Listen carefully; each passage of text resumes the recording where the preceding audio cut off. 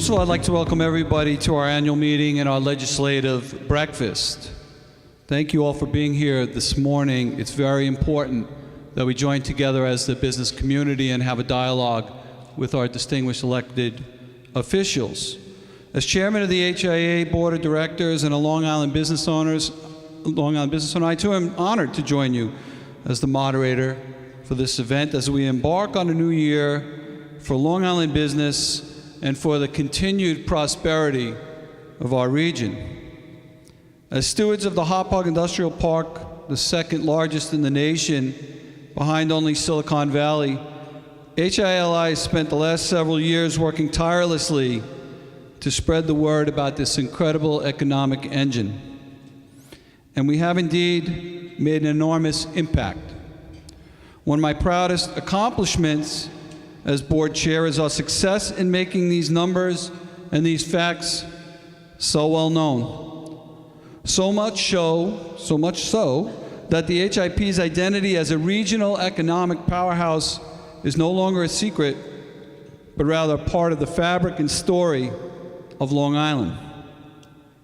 Long Island is an amazing place, and due to the ingenuity and hard work of public-private partnerships, particularly with the Suffolk County IDA, the town of Smithtown, and the town of Islip, we at HIA-LI are seeing enormous investments into the park and to our region.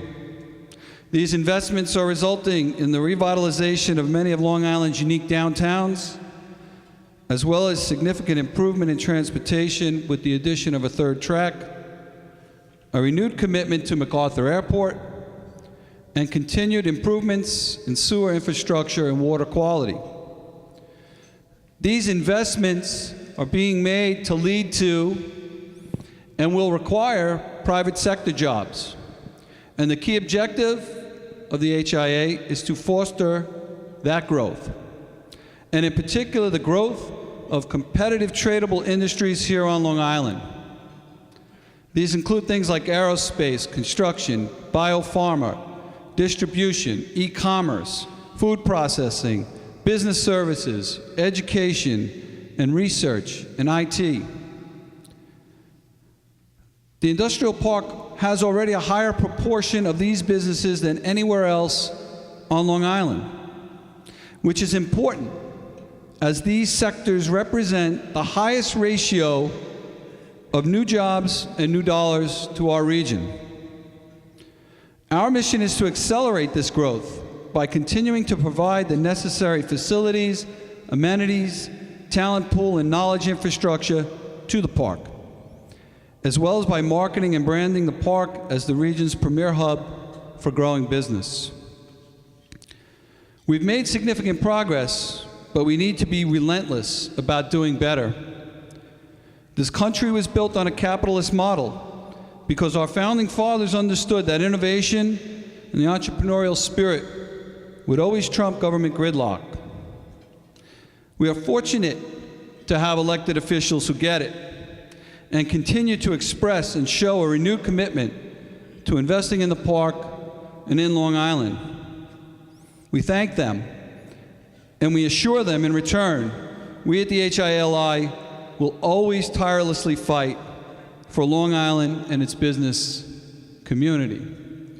And with that, I want to turn to the main program and welcome all of our distinguished elected officials, all of whom are very, very good friends to not just the HIA and the Hop Hog Industrial Park, but to all of Long Island. They happen to all be terrific people. And I told Presiding Officer Gregory, the county always seems to be the only Dem on the panel every year at this thing. But we do invite others. We do invite others. It's just that they show up. But today's focus, is going to be on government business partnerships and the impact on Long Island. And I have to start with the 800-pound gorilla in the room, and I'll start with you, Congressman, about the government shutdown. Okay, the government shutdown, and I know that you and your family are personally sacrificing for that, and we thank you. But the government shutdown is something that has become a bit of a frenzy and a bit of a worry. And so what I think we'd all like to know, and then I'm going to ask all of you how it impacts your corner of the world and your constituents as well, but I'll start with the Congressman. What is your position on it, and what do you see it, and how is it impacting the constituents here on Long Island, and kind of what are we doing about it? Joe, for all of you, a lot of familiar faces here. Appreciate the invite and taking the time to be here this morning. This is the second greatest place I could possibly be right now. To be honest with you, I think the best place for all members of Congress would be in a room possibly a little bit larger than this, not by much. You could get 535 members of Congress, the President, the Vice President, lock us all in. Take our phones before we go in. No pay, no phones. Don't come out of the room until you figure it out. And I'm pretty confident that within somewhere between 45 minutes and a few hours, we would figure it out. And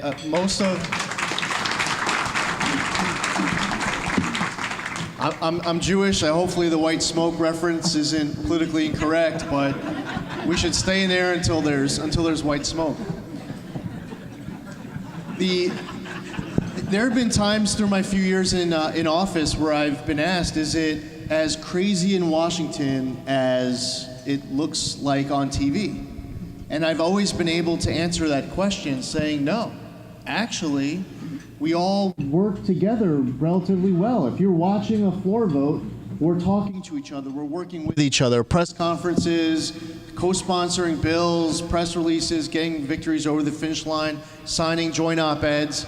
However, I would say right now, things are as bad as it seems to all of you. And I know that's a depressing thing for you to hear from me, but you're also here to get candid answers from the people who are up here. I feel bad for the freshman members of Congress. Your entire life spent outside of Congress thinking, okay, if I was elected to Congress, this is what I would do differently. And I'm sure, giving the benefit of the doubt to every freshman member of Congress, the motivation is to be talking to each other. I talk to a lot of my Democratic colleagues, and they want to be talking to me and my colleagues. There's a great deal to be had. Unfortunately, the play call that's being made at the top is resulting in one where there is no negotiation or compromise going on at all. And people ask, who do you blame? And there's a lot of folks that, if you ask a Republican, they'll blame a Democrat. You blame a Democrat, they'll blame a Republican. Quite honestly, when you get to day 28 now, I blame y'all. Just get into a room and get it done. And there really is a great deal to be had. I'm not getting paid. There are people every day, you'll hear of a new member of Congress directing the House not to pay them. My letter was signed December 22nd. That was the first thing I did when it started. I think it's crazy that any federal employee would not get paid, but members of Congress would. We have last week we signed a bill that became law that when this partial government shutdown is over, that all federal employees will receive their back pay. That's good. That is important. But listen, there needs to be negotiation and compromise, and that's what's lacking. So you're here for candid answers. I can paint you a rosier picture. The good news is that our district work week for next week was canceled, so we'll go back on Tuesday. But we can't go back soon enough, and hopefully we can get this done. The missing one paycheck is one thing, and it's hard. I mean, if you're living paycheck to paycheck, missing one paycheck is hard. Missing that second paycheck at the end of this month becomes that much harder, not just for that person, but for increasingly greater amount of people. So, I would just say to Paul's point, and I know Randy's here with Island Harvest. We have amazing nonprofits here that need our support, and kind of like we saw with Superstorm Sandy, is that even though it might just be a few dozen people that was referenced by Paul of needing support right now, what these moments highlight is just how many people who, regardless of there being a partial government shutdown, are in need, regardless of Superstorm Sandy, are in need. So thank you to them for what they do, and all of you for supporting them. Can't wait to get back to DC to get it done, hopefully. Supervisor Wareheim, so you're taking the helm. You've run it full steam in the town of Smithtown. You're blazing there. You like the flash. It's great. We love it. Absolutely. The Washington shutdown, has that stymied Smithtown? Do you see an impact? Is it causing you to rethink a plan a little bit? How is that affecting you? Well, thank you, Joe, and thank you to HIA for having us this morning. At a local level, of course, it doesn't affect us like it would at a federal level. So the only impact it had on Smithtown so far is we had a number of phone calls for constituents who are out of work without pay that reside in our town. So again, kudos to Paul and Long Island Cares for taking care of the folks the way they do. On our level, the best we can do is certainly support Congressman Zeldin and our state and federal employees. And the one thing I will say, at a local level, you learn very quickly. You will reach across the aisle and you will work with both sides of the aisle if you want to accomplish anything at all. And I think Congressman Zeldin has the right idea. Put them all in the room, close the doors, shut the phones off, and I'm sure I agree with the congressman, they'll get it done. Great, thanks. Supervisor Carpenter, a very good friend. Town of Islip has always been very good to us. It's a holiday weekend. MacArthur Airport's been doing great, I have to tell you. Thank you. $25 one way to West Palm at a Frontier is amazing, right? It's absolutely amazing, as long as they're paying their It's cheaper than going fees. into Manhattan. Right. So how is that? Yeah, they need to find a solution quick, because when we're elected, we raise our right hand, we take an oath to do the best, to represent the people that we've been elected to represent. And sometimes I think elected officials forget that, so I'm counting on you to remind them, Lee.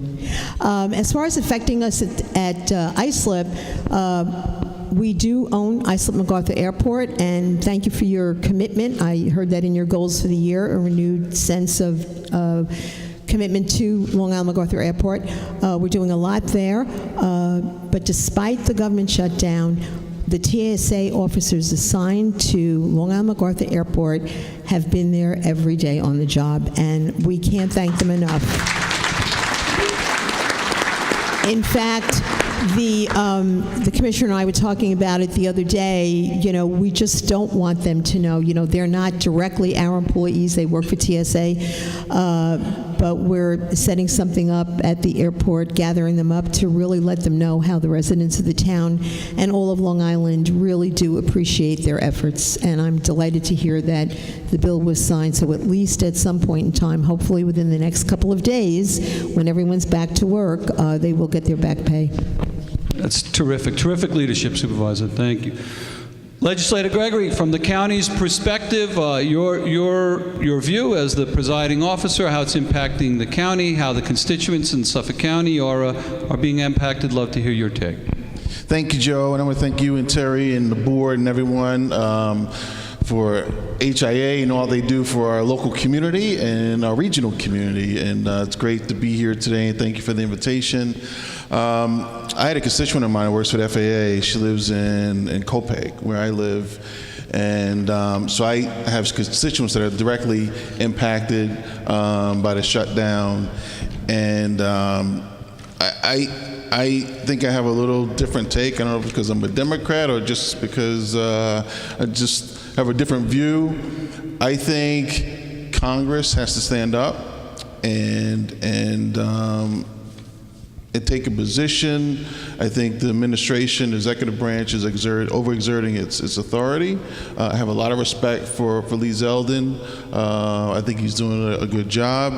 But I think when you look at the president who is catering to, and I have let me preface my remarks by saying I didn't support the president during the election, but when he got elected, I was hoping that he would focus on bringing our country together, because I thought some things that he said were a little divisive during the campaign. But it seems that he is steadily focusing on a smaller segment of our greater community. His base, as we refer to, is 35 or 37%. And I think this issue is very symbolic of him catering to his base. And I think the shutdown of the government for a small segment of our community is a disservice to our government.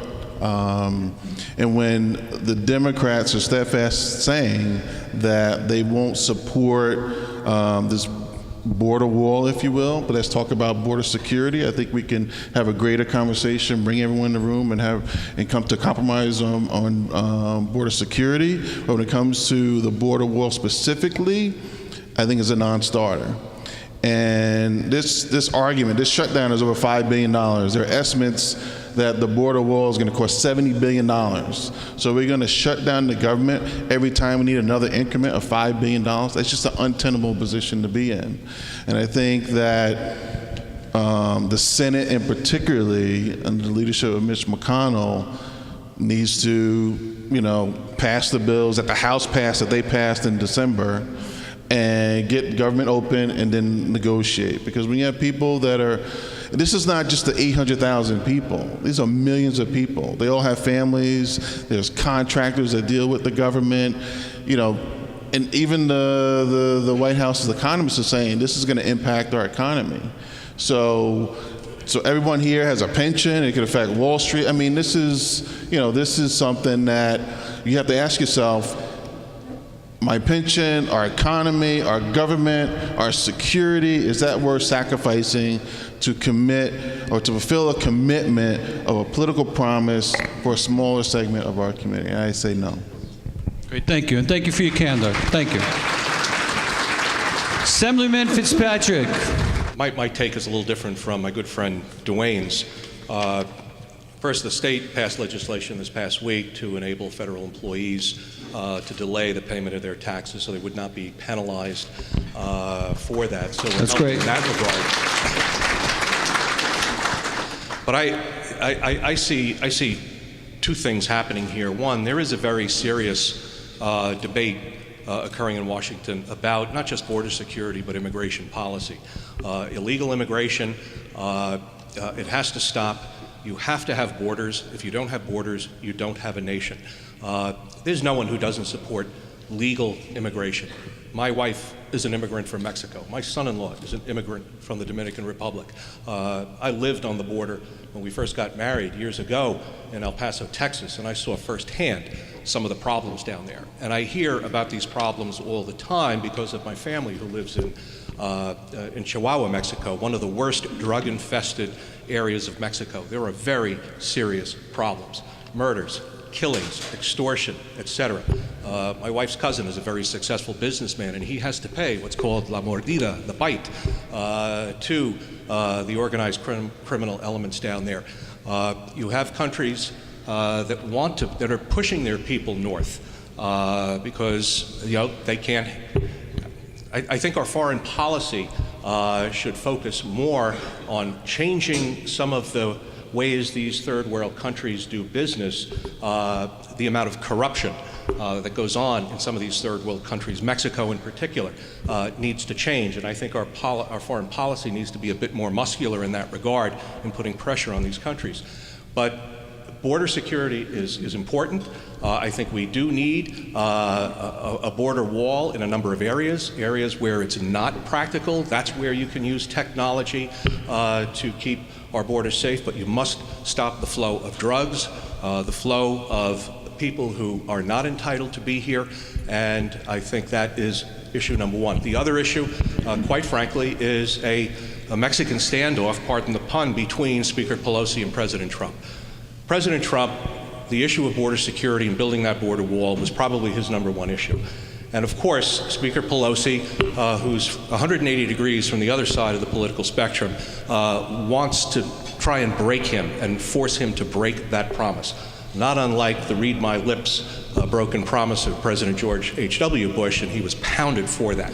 So this is a test of wills here.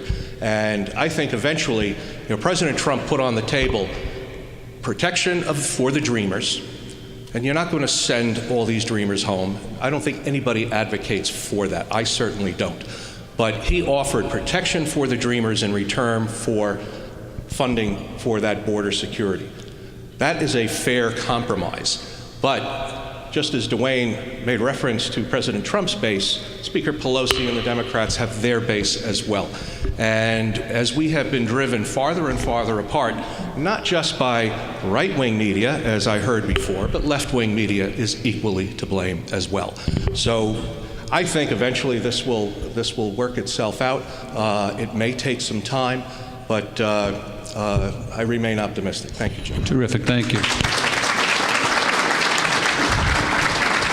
All right, so I'm gonna ratchet it down a notch, and I'm gonna turn to the two town supervisors and talk about something that affects all of us, and that's garbage and recycling, right? Let's go there. So I live in the town of Brookhaven, and Brookhaven went to the alternate paper, plastic, recycling, new garbage days. And garbage is a real issue, and it's a real issue, recycling. Talk about in your towns what you guys are doing, because it's an issue. It's an issue on everybody's mind. It's a problem. Just talk about that and how your towns are handling the issue of garbage. And I'll let these guys all sort of recalibrate a little bit. Yeah. All right. I'll take it first. Yes. Islip is kind of gave the birth, I think, to recycling here on Long Island, because we had ownership of the wonderful garbage barge, if anybody remembers, way back when. And I can remember being asked to sit on a panel to address the issue of commercial recycling in the town of Islip, and this is back in the 80s, so it's a while back, certainly long before my tenure in elected office, but as a business person in the town. And we really were leaders in recycling, and really still are. And the thing I want to say, and I really feel bad for some of the other towns, there was a real push a couple of years ago to go to single-stream recycling. It seemed to be the panacea. And I was at an LIA conference, and the moderator was Joy Brown of Newsday, and I love her dearly. She's really a lovely woman. But I said, you know, when you're writing editorials there at Newsday, or any of the media for that matter, you really need to do your research. And they were pushing for single-stream recycling. And those towns that aren't doing it, you know, should really consider it, and you're not doing the right thing, and really pushing policy down that perhaps wasn't the best. We were doing dual stream, where things are separated. You get a cleaner, better product. And certainly when this whole debate happened, I sat down with the commissioner and I said, is this something we really should be considering? And he said, no. You know, this is the way to go, stay the course. And we did. And lo and behold, now everyone is going to dual stream recycling. So we're in a good place. However, because when you have recyclables that are put out at the curb and they've already been separated, you're going to get a cleaner product and easier to market it, whether it's paper, you know, corrugated, glass. Well, glass is a tough one to market.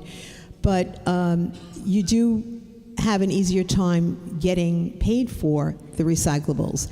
However, with everything that's going on with China and the recyclable market, things that we were getting paid and paid handsomely for, now we are perhaps going to be put in a position where we're actually paying to have them take it away.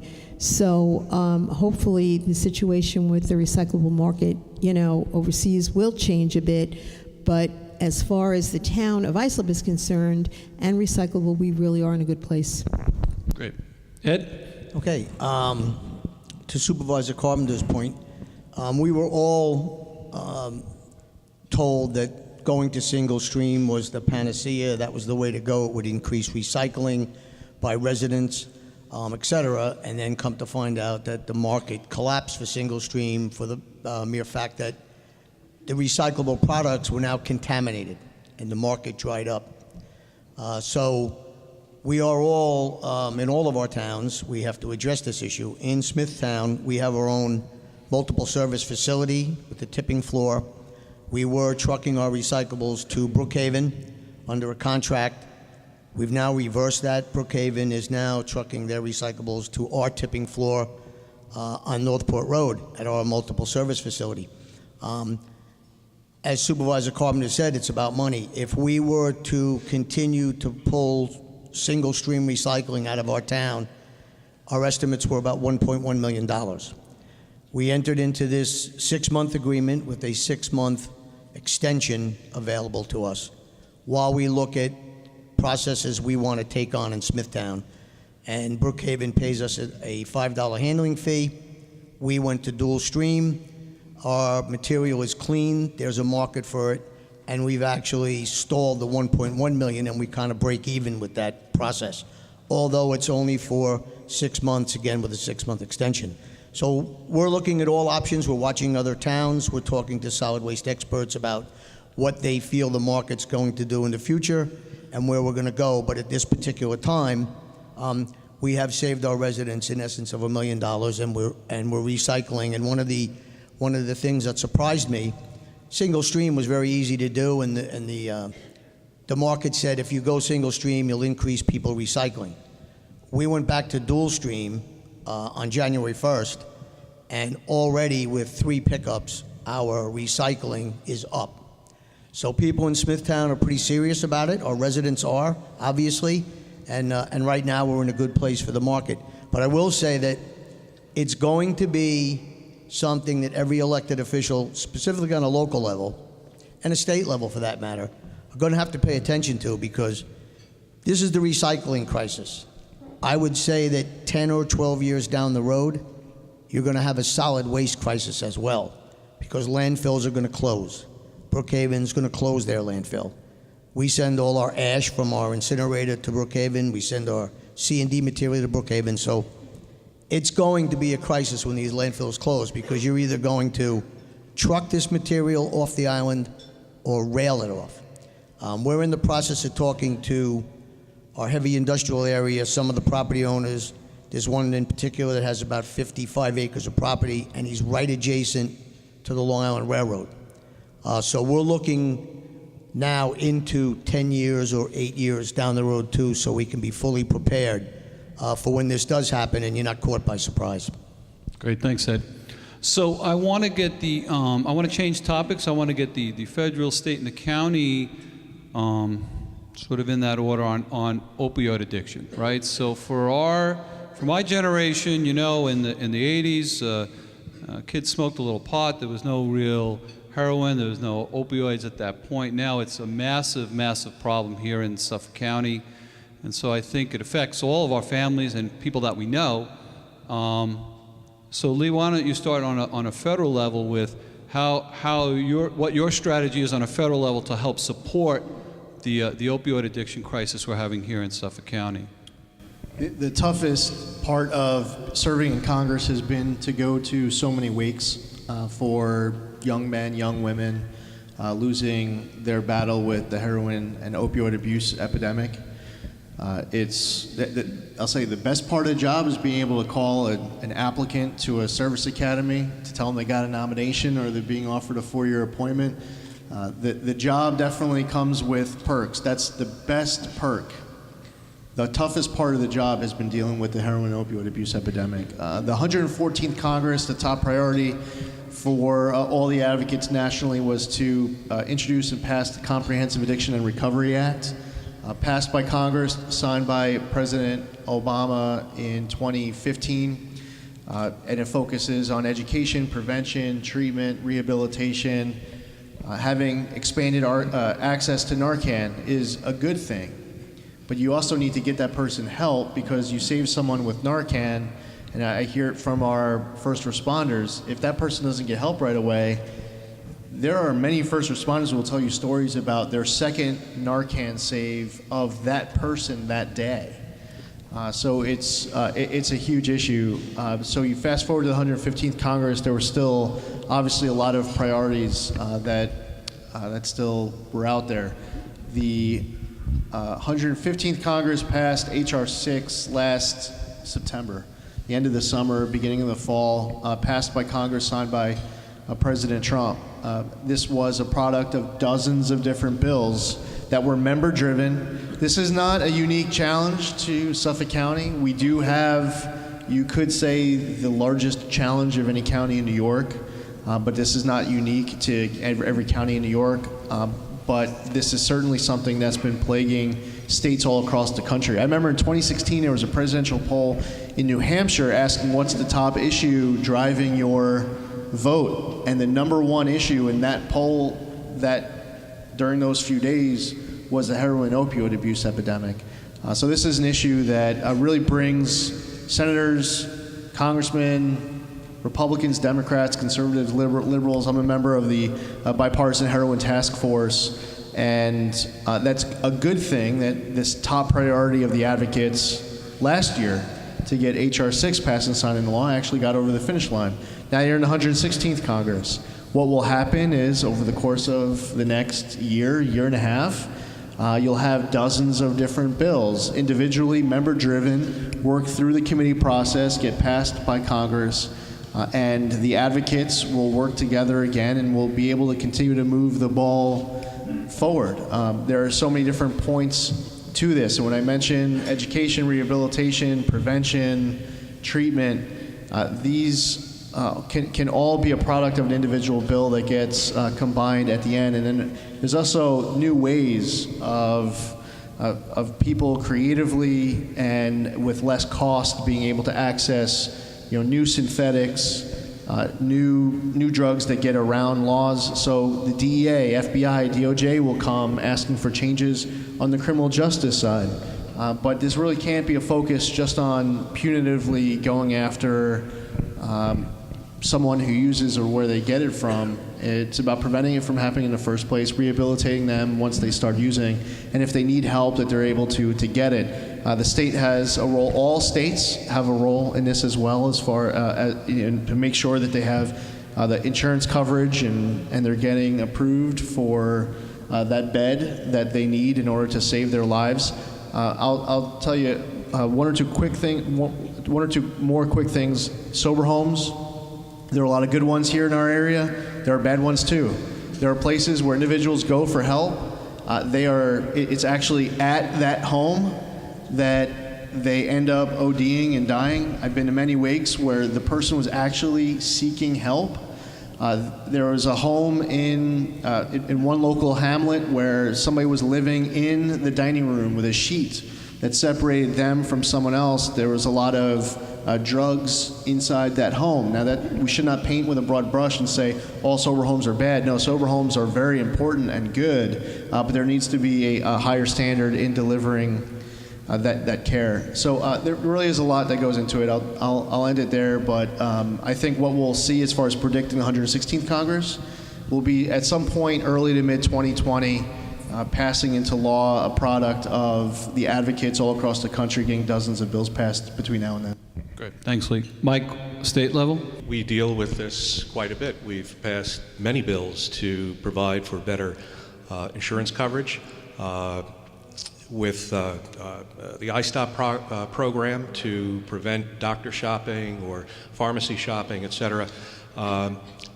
We have done a lot. We are in constant contact with the professionals in this field who guide us in the legislature and in the executive branch on proper policy responses to these issues.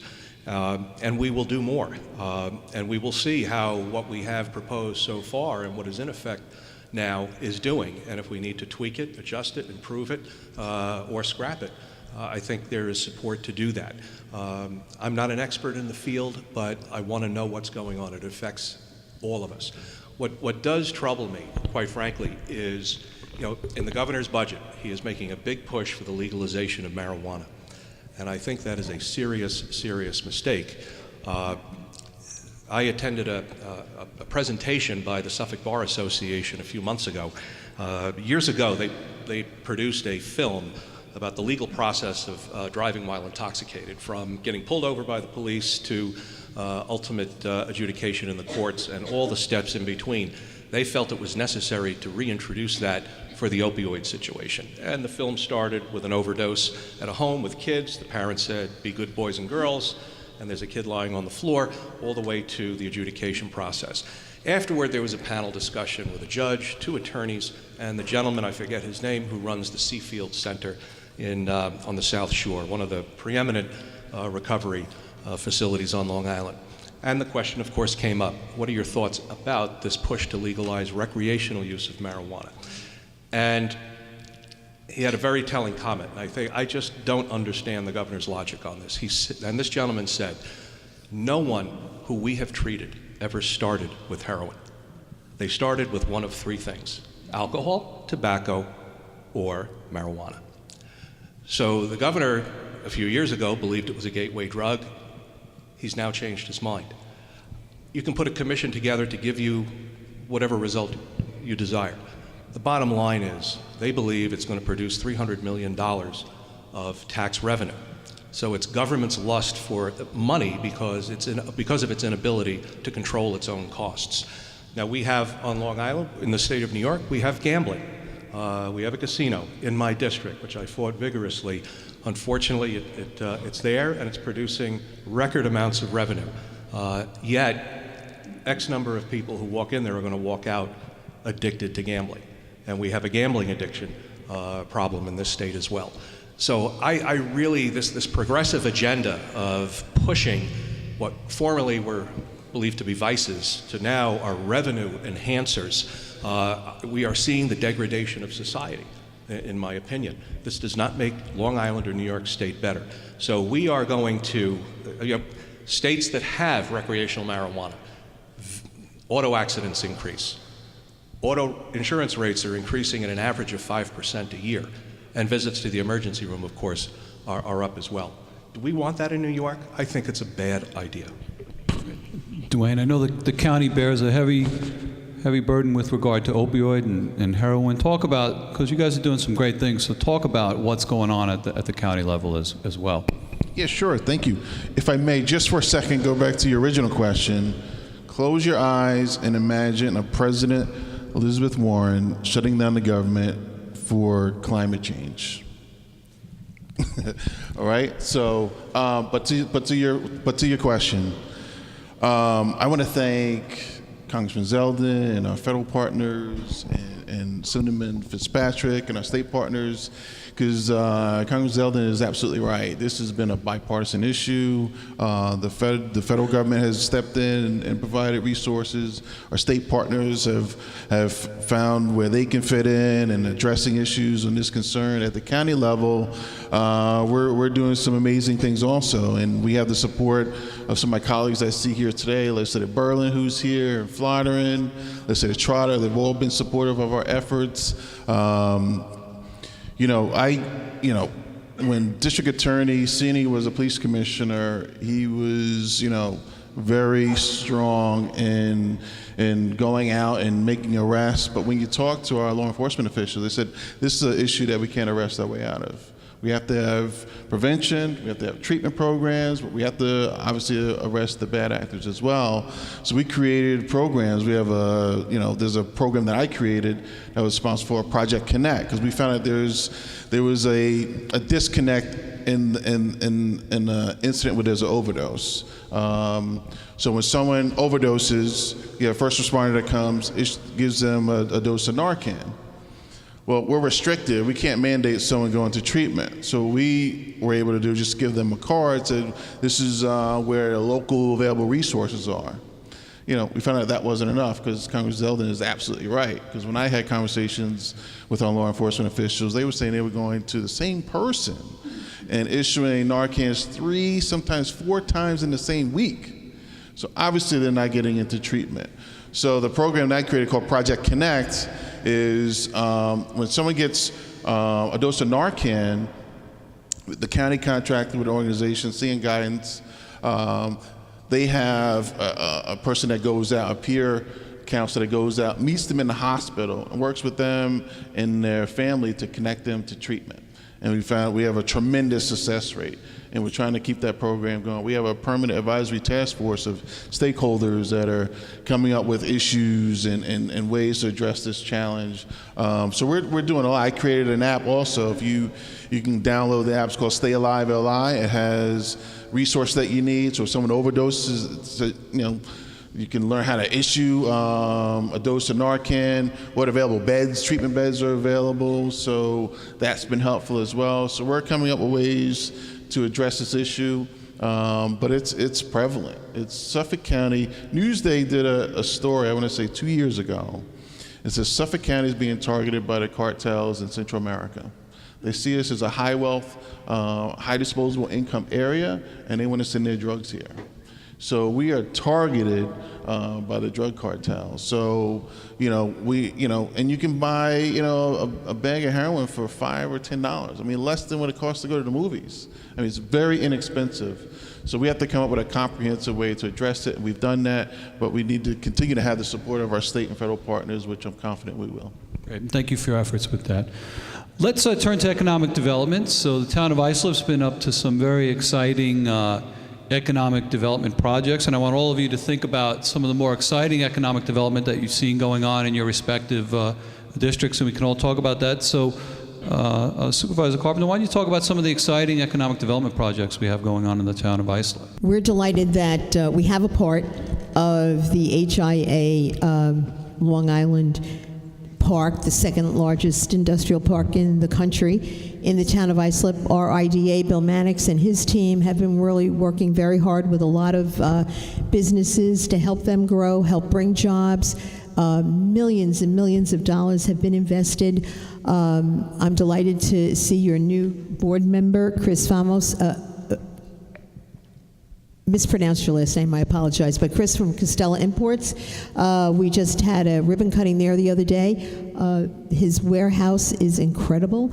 They employ hundreds of people, and there's been a lot of negative press recently about IDAs, but I have to tell you that we in the town of Islip do an incredible job with it, and it is all very, very transparent. Unlike some other IDAs, the board members of the Islip IDA are the elected town board members. So there is total accountability. You don't have another layer of an agency that meets privately and makes decisions on what kind of incentives or abatements are given to a various business. All of our dealings are done very transparently at a town board meeting publicly, so people know exactly what is going on and can see the incredible benefits that have been reaped from the IDA. And certainly on the economic development front, what's happening at Islip MacArthur Airport is important. It's there on Vets Highway. That corridor there is the home to many, many businesses and headquarters. We have the planning department just commenced, they completed a study that had been languishing for many years that broadened the kinds of businesses that can be in that corridor, and we've seen a lot of new development there adjacent to the airport. The airport has seen a tremendous increase in ridership, 26% last year, with 1.6 million passengers going through Islip MacArthur Airport. So I think all told, we're addressing what I believe is the most important thing for us to stay focused on economic development, because everyone knows that everyone wants to see their taxes at least staying what it is. They don't have an appetite for taxes being raised. So the only way you're going to be able to continue to deliver services and provide what the residents in your particular town want and really have a right to expect is to grow the economy, and you're only going to do that with good, sound economic development, with the assistance of the IDA and with the assistance of the HIA and everyone involved in it. Great, thanks. Ed? Yeah, Supervisor Carpenter said the number one issue for us on a local level to enable us to keep property taxes stable is good, smart economic development. So when we took office last January, we did some restructuring of our land use departments. We put together a team of town council members that are absolutely working together. Two of them are here today, Councilman Lohman, Councilman Inzarello. We are working as a team, and we are achieving quite a bit of success. To date, from last January, we have 2.1 million square feet of construction going on as we speak or already through the approval process. 740,000 square feet of that is right in the Hauppauge Industrial Park, which is vital to Smithtown's economy as well. And we look very forward to working with the HIA when the Stony Brook report comes in. There is money budgeted for when that happens to do some more improvements on the HIA. We've changed the zoning on Motor Parkway to enable buildings to go to 62 feet. I think one building's already under construction, taking advantage of that. What we've done also that has been successful is we appropriated funding in the 2019 budget, and we have H2M, our friends are here today, in the initial stages of completing a brand new master plan, comprehensive plan for the town of Smithtown. There has not been one in place for over 55 years. It's vital to have that so we know what footprint we want to go after. And simultaneously, we are recodifying quite a few of our codes, specifically when it comes to development and land use. Many of those codes are antiquated. They were done back in the early 70s, mid 70s, and we found that, you know, we were stepping on our own feet. We went to develop something, and our own code prohibited us from doing it. So those processes are well underway. In Smithtown, we've also taken on some blighted sites with large acreage. We just completed the approvals for CarMax. They're coming in an old abandoned concrete plant. We have a shopping center that's been abandoned for years. I think I spoke about it last time I was here on the panel. That's Tesla. I am a bit concerned about that because it's moving along too slowly for our process here. FC Barcelona, the second largest soccer organization in the world, is locating in Northport Road, right off Indian Head Road, with a $60 million project. So we're moving along really well. The team's working well. We're very pleased. We did have one failure along the way. Supervisor Carpenter beat us out for the $10 million DRI grant, but I congratulate you. And I'm looking forward to working with the supervisor on when they start. That's going to be a great initiative. Great, good job. Lee, how about on the federal level? We have some of our trades folks in the back, and a lot of business owners who are here. Long Island, we're seeing the unemployment number just continually get lower. I'm seeing not as much of an unemployment issue as an underemployment issue, people just not making enough money in order to make ends meet. We definitely have a skills gap that exists. I know of employers, many of you are probably here in this room. They exist all across the First District, across Long Island, where you have available jobs, but you're having trouble getting people to fill those positions. And it really should start in grade school. New Hampshire, they start students on a tech track in like 6th grade. And there are people who are going to graduate high school, they're not going to go to college. They should start networking, working with our trades in 11th, 12th grade, start getting the experience that they need to be able to go in a different path if they're not going to go to college. All of you should be able to hire the talent that you need. That also includes the debate over immigration policy and visas and ensuring that, for example, on the East End, which is outside of the HIA area, but we have a tourism and hospitality industry, we have an ag industry where they'll wait weeks into a season in order to be able to get approvals for individuals who come every year. They go back home, they pay taxes, employer, employee, everyone follows the rules, yet still they have to jump through hoops in order to get an approval that they really should just be getting at the start of a season as opposed to 6 weeks in. So on the federal level, I would say two of the biggest challenges that I see, well, three, I would say. One would be with regards to closing that skills gap. You have millions of available jobs that aren't being filled because of it.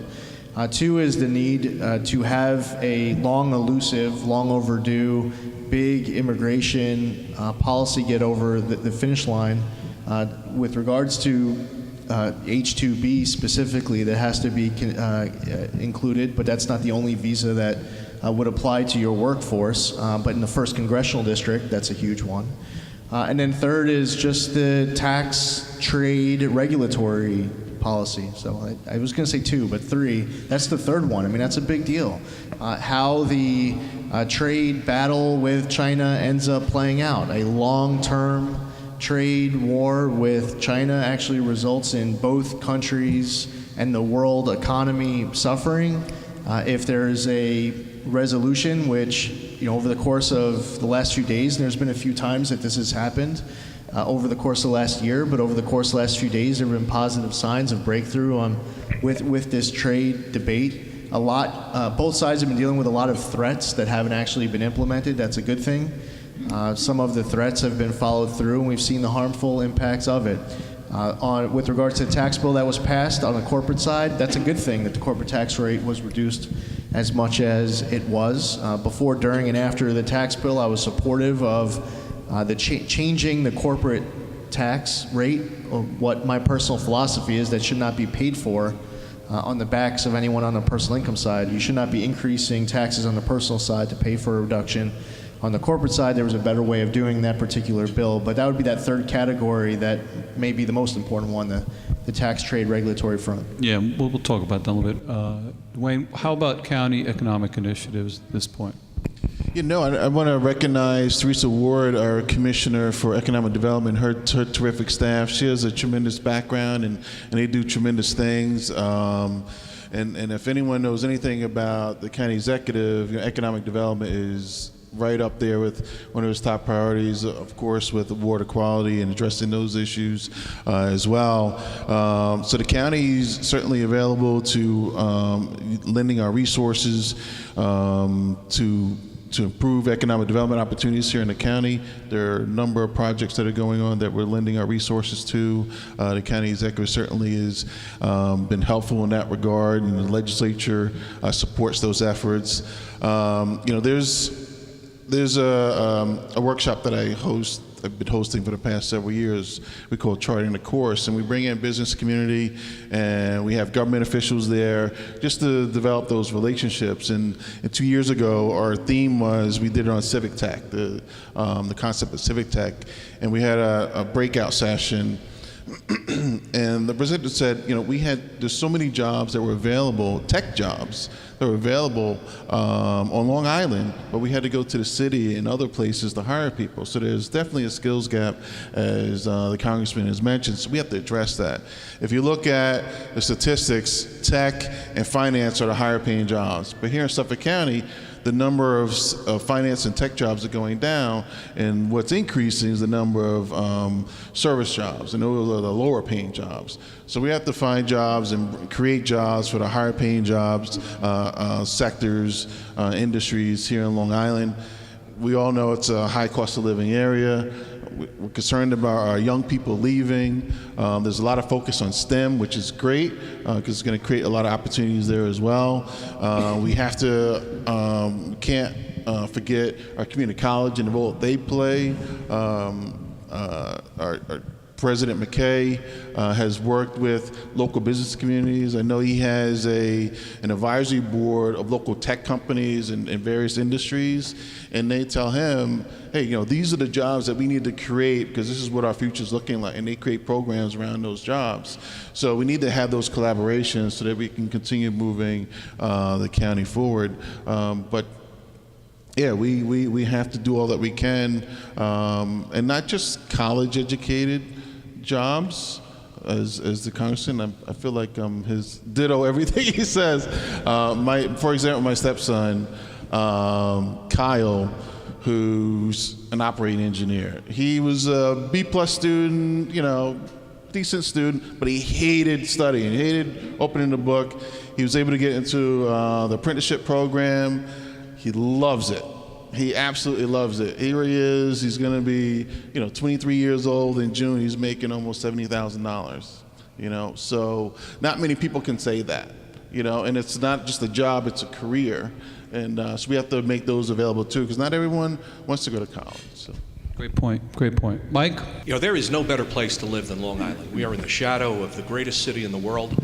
We have the best parks and beaches. We have the beautiful East End, the Hamptons, the North Fork, the wineries, the farms. There is no better place to live than Long Island. Problem is, it's just too darn expensive, and it doesn't need to be that expensive. And what you have here, the problem is, we have a lot of economic dynamism in this room, and we have employers, and we need to support our employers. And what government needs to do is keep its tax burden reasonable and prevent a rate of growth that smothers that economic potential.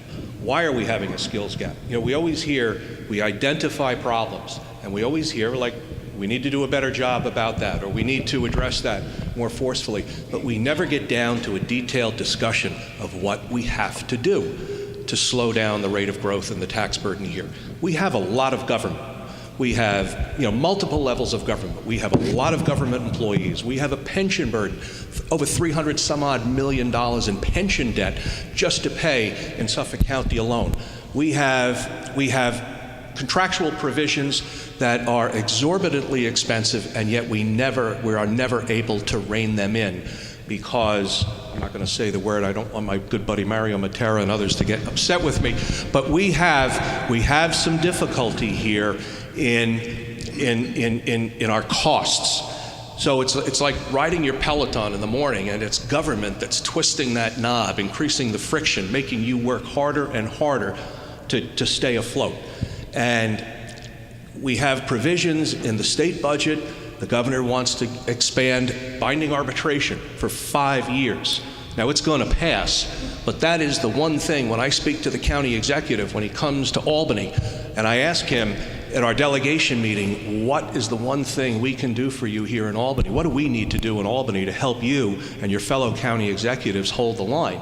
He tells me, fix binding arbitration. It won't be fixed. It's going to be extended, and that is going to increase the pressure on the tax burden more in the future than it's doing right now. So, we never get around to a serious conversation about those specific items. The governor wants to impose congestion pricing to provide a funding stream for the MTA. Yet, no discussion about changing some of the very expensive work rules and contractual provisions that are no longer feasible, that are just too expensive to carry on in today's world, and keep this region affordable. So these are the types of things that I'm afraid, unfortunately, I don't think are going to be addressed by the legislature in the coming year. We had a State of the Union address, or rather State of the State address the other day. It was less a State of the State in a budget presentation than it was really a progressive pep rally. And we're going to be offering more of this and more of that, and we're going to pay for it with $300 million of marijuana revenue and more gambling revenue. Sports betting is coming.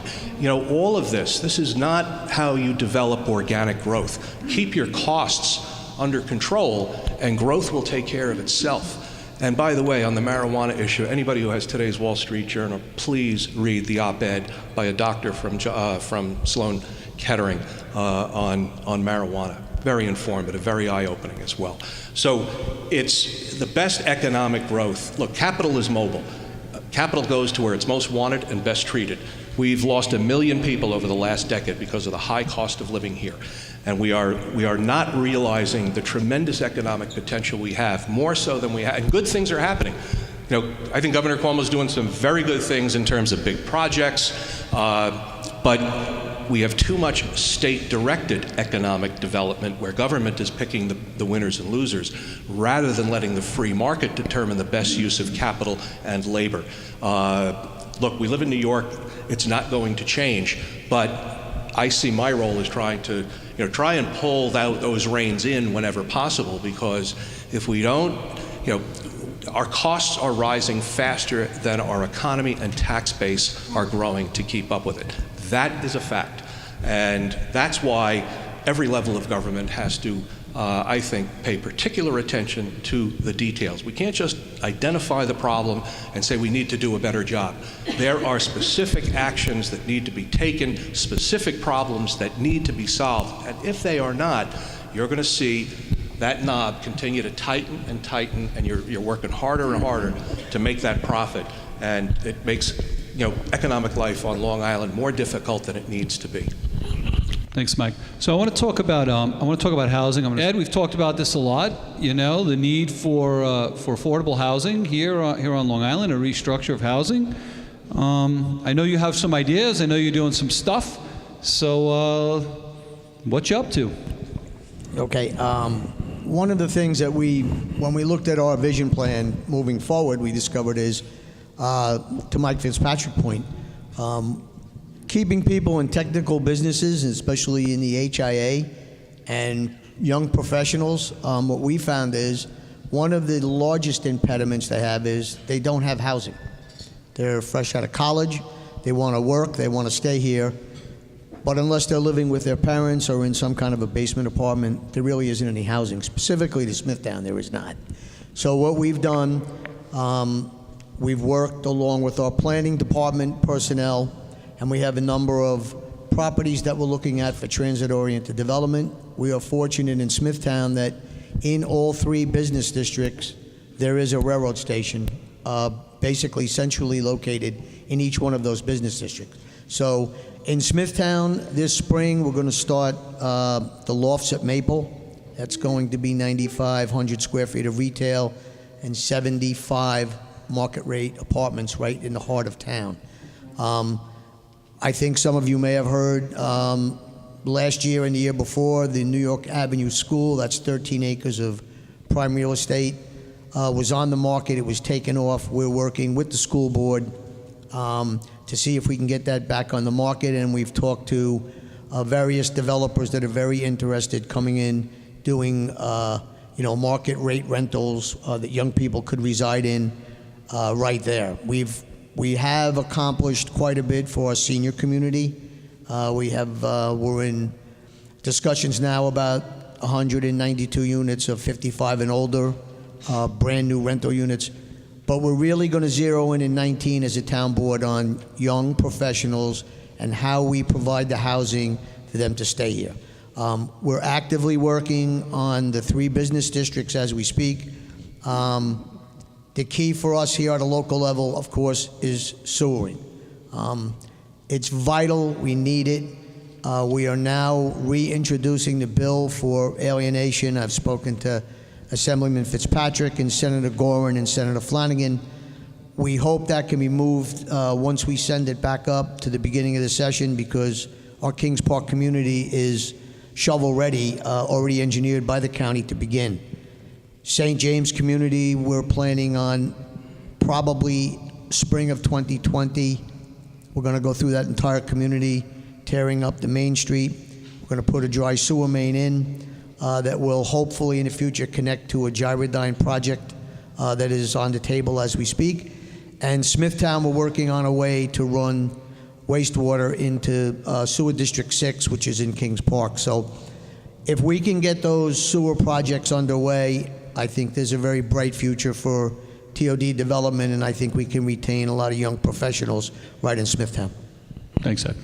Angie? In fact, the number is about 600 units of housing that have already been completed or are approved and ready to go forward in the downtown Bayshore area.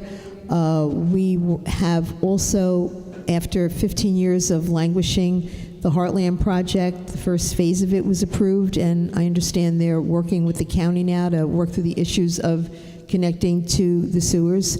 We also, and Ed made reference to it, and I'm really sorry, Ed, but it took us 3 times to get that grant, that $10 million from State Economic Development for the Central Islip Corridor going from Suffolk Avenue to Smith Street. And our planning department has already started, and we're poised to approve changes in the what is allowable in that corridor to use multi-use 4-story, so that we will have that mixed-use development there in the corridor on Carlton Avenue. We have also seen a lot of senior projects across the town in Oakdale, Islip Terrace. Many developers have been very successful, and it's amazing to see some of these projects that now are 20 and 30 years old look absolutely brand new. They've been maintained beautifully.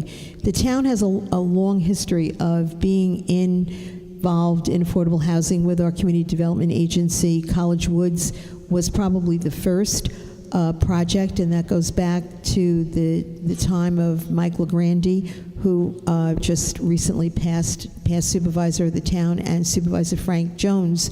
The whole area, Carlton Park, was an area that was so depressed. It was really frightening. The police didn't want to go in there and respond to calls in Carlton Park. That's how bad it was. And that project is completed. It is done. It is 35 years old. And if you drive through that neighborhood, you would not believe it. It is totally affordable and has really been a source of pride for the town. But housing, certainly, you've got to have a place for your workers to go, and we're keenly aware of that. And just want to go back to one point you talked about training, and Lee touched on it very well, as far as not everyone is cut out to go to college, and we're working very closely and have actually signed a formal agreement with BOCES to take students in as interns, give them opportunities for future employment with the town of Islip. We have a young man who was an honors student at BOCES, hated school when he was in his local high school, and is now working in our auto shop, doing extremely well. So there are a lot of opportunities for partnerships with the community college, with BOCES, but working together. And certainly our unions and the apprenticeship program that they have, training people that really might not have had the kind of career that they will and can have going through the various trades apprenticeship programs. So there's a lot of opportunity there, and we're very, very excited about it. Great stuff. So last question, and I'm going to go Mike, Dwayne, Lee, in that order. We'll give the congressman list. So the business community constantly, and probably since the inception of time, feels every time government has a great new idea, it's funded on the backs of businesses through taxes, right? And so talk about that, Mike, a little bit. I mean, there's a tax burden. We got to be brief because we want to end. But I want to give you guys the last word on this. You know, what are your views on that, and how do we manage it? I mean, I feel for you guys. I do. You know, voters are fickle. They want it, but they don't want to pay for it. I mean, I get it. It's like an ex-wife. I understand. But how are you guys dealing with that? I don't think we're doing a very good job, frankly, Joe, of dealing with that. If we were doing a better job of dealing with our cost structure, we wouldn't need a casino. We wouldn't need legalization of marijuana. We wouldn't be pursuing sports betting. We wouldn't be looking at these alternative sources of revenue because you could cover your costs through the tax base. And when your tax base is not growing or expanding to meet that growth in your costs, you have trouble. And you have certain interest groups on all sides that lobby very heavily to protect their interests, to prevent change.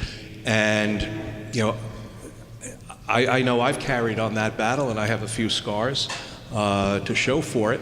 And I'm frustrated by it because I am very upset with the outmigration of people and the lack of alarm by certain people in state government. We're going to lose probably 2 more representatives in Congress, 2 more seats in the House in the next redistricting because of this outmigration.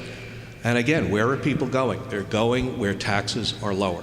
Florida, Texas, Tennessee, Virginia.